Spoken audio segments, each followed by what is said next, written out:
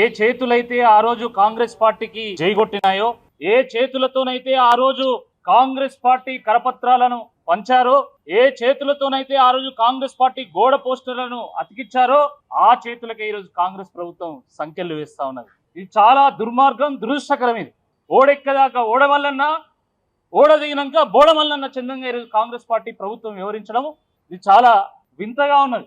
మీకు 2 లక్షల ఉద్యోగాలు ఇస్తాం, అది చేస్తాం, ఇది చేస్తామని నమ్మవలికి యాత్రలు చేయించుకొని తీరా అధికారానికి వచ్చిన తర్వాత ఈరోజు వాళ్ళను విస్మరించడం చాలా దురదృష్టకరం.